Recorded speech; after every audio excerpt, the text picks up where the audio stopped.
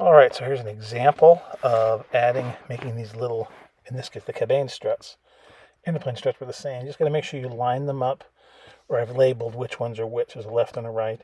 And there's my internal pieces. I found some really thin brass that works. And once they're cut out, you score the back side where the fold is with X-Acto blade. Just make sure that you do it a couple of times, not cutting through, just so you can bend it nicely. And then I take a pair of tweezers and sort of fold it along, grabbing them so that I can get them started. So they'll fold along that length, kind of pre-squish them, get them kind of ready to go. And then you can add some glue. I found that just using the regular old glue you use rather than something like super glue seems to work best. Then you take your little cut pieces. These are going to be oversized. In fact, that's fine. And you drop your internal, whatever you want to use, brass or wire, or another piece of paper some people use. I tend to like having a piece of metal in there. Slide it in, and then you kind of clamshell it together. It takes a little dinking around to make it work because the glue squishes out, etc., and you got to get the trailing edge done. But once it's done, you've got a very thin, these are the thinnest, finest struts I think I've ever made. And in this case, I can see they're a little long, so I take my snips and cut the ends off. I still want to have some of the metal sticking out because those are what's going to stick into the airplane itself. Then, like usual, there's things to cover up. Using paint is probably a better idea, a closer match, but this is fine. I know this works just fine.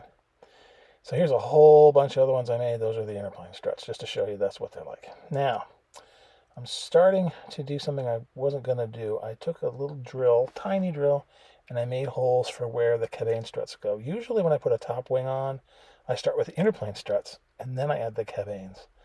But because of the fact that this airplane has these little gauges, I did this. And the interplane struts, I'm not showing me putting them in, but they're so easy, or the cabane struts are so easy to put in because they are absolutely vertical and absolutely perpendicular.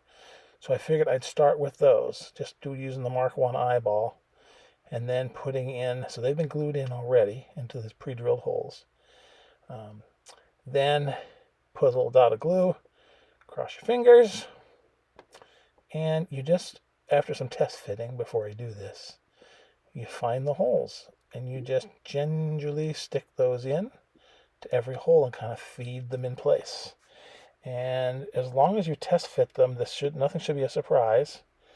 The wing is still very weird at this point. You'll watch me as I try to push it and straighten it out. I'm trying to look for something that looks relatively perpendicular, and I check the front to make sure that it's not leaning or that I don't have some kind of weird, I'm tweaking it to get it straight. I mean, when I put the interplanes in, that'll help. I want to put that gauge on there, but now I think I lift it up, yeah. And I'm looking down to make sure the cabane struts are still vertical, no major leaning. And when I'm satisfied with that, we'll move on to the next step. So, there it is, at least initially. It's glued in place.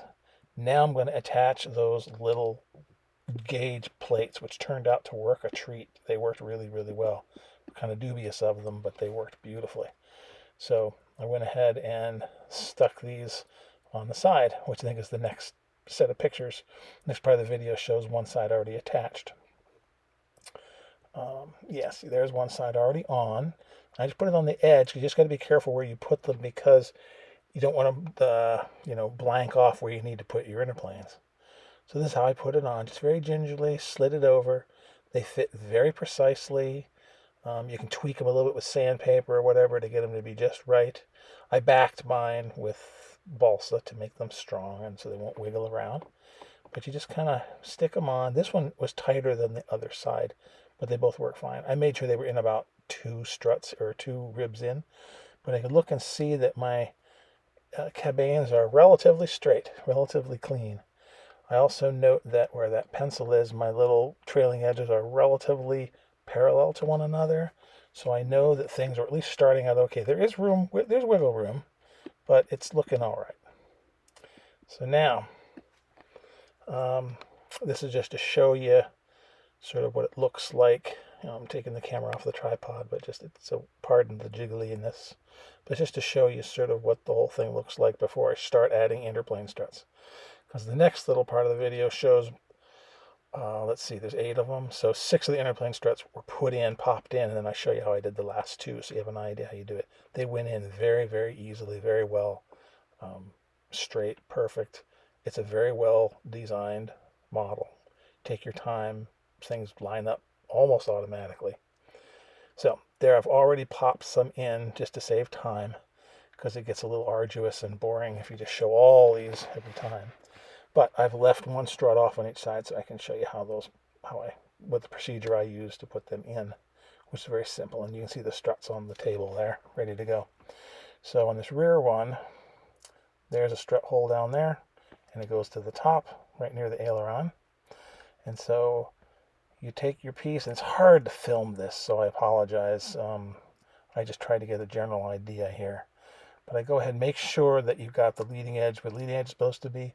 My marked up, the one that I colored with a marker, that's my trailing edge part. Stick it in the hole, and then you turn it around. I'm trying to fit it in, but it's just too tight. Just too tight. It will not fit in the hole unless I bend something or break something. So trim off a little bit on either side, or one side, depends on what you think. It depends on what you're building and how yours looks. But in my case, I took off a little bit, I think, on each side, just to get it ready. Then I put some glue on it, tucked it in the bottom. I figured the bottom is what you're going to see. And that hole is a tough one because it's right near the aileron break point. It was hard. Once I put the glue in, it was funny. It was hard to find, but finally got it in, sunk it in the hole. And then I just popped the other one in. And once it was in, I pulled this jig off, and now you can actually see. And you can see they're parallel, and you can see they look good all the way down the wing. And that's, again, the model more than me. That's amazing. And those struts are so thin. A couple of them are, when I was putting them together, I didn't do a very good job with them. They're kind of wonky. Other side, I'll pull this off so that you can better see maybe that last strut going in. Again, test fit it, popped it in, needed to be trimmed, just like the other one. Not a huge surprise. That's fine. You kind of like to have it that way. It's better to trim than to have it too short. Put a little glue on there. I'm using super glue again for all of these.